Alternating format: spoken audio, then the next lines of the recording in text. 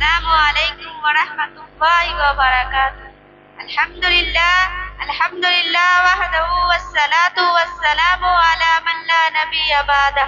صدر محترم، حضرات علماء اکرام، معزز حاضرین، ماں باپ اپنی اولاد کے لیے دنیا کی عظیم ترین دولت ہے۔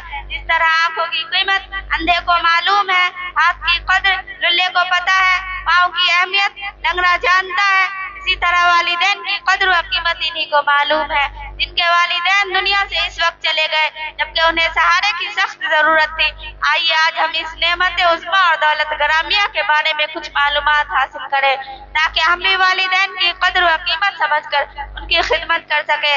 حضرات، اگرچہ ہمارا حقیقی خالق و مالک پیدا کرنے والا اللہ تعالیٰ ہے، مگر سب جانتے ہیں کہ دنیا میں آنے کا ذریعہ ہمارے والدین ہیں۔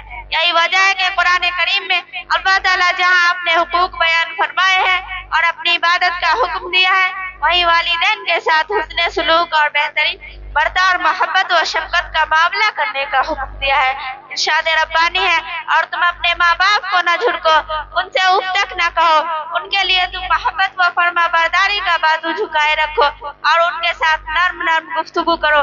ایک حدیث میں نبی کریم صلی اللہ علیہ وسلم نے فرمایا، وہ آدمی ذلیل و خوار ہو، پھر ذلیل و خوار ہو، پھر ذلیل و خوار ہو، یعنی ہلاک و برباد ہو۔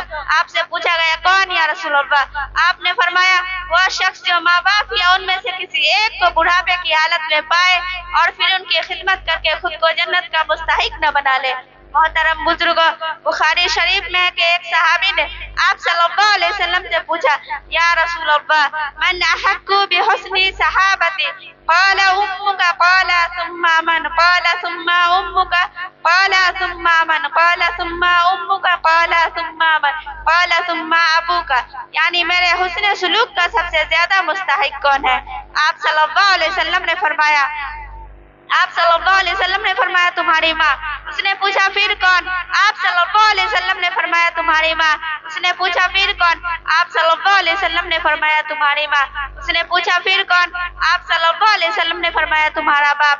ایک حدیث میں فرمایا، باپ جنت کے دروازوں میں سے بہترین دروازہ ہے، تم چاہو تو باپ کی نافرمانی کر کے اسے ضائع کر دو یا اس کا دل خوش کر کے اس کی حفاظت کرو۔ آپ صلی اللہ علیہ وسلم نے فرمایا، تمہاری ماں کے قدموں کے نیچے جنت ہے۔ محترم بزرگوں، دوستو، بڑے خوش قسمت ہے وہ لوگ جو والدین کی خدمت کر کے اپنی دنیا و آخرت کو پرسکون بنا رہے ہیں، اور بڑے بد نصیب ہیں وہ لوگ جو ان کی نافرمانی کر کے اپنی دنیا و آخرت کو جہنم بنا رہے ہیں۔ یاد رکھیں، جو لوگ ماں باپ کو ستاتے ہیں وہ بھی ایک دن ستائے جائیں گے۔ ماں باپ کو ستانا ایسا گناہ ہے جن کا عذاب دنیا میں بہت جلد ملتا ہے اور آخرت کا عذاب الگ ہے۔ اللہ تعالی ہم سب کی حفاظت فرمائے اور نیک عمل کرنے کی توفیق عطا فرمائے۔ والسلام وما علینا الا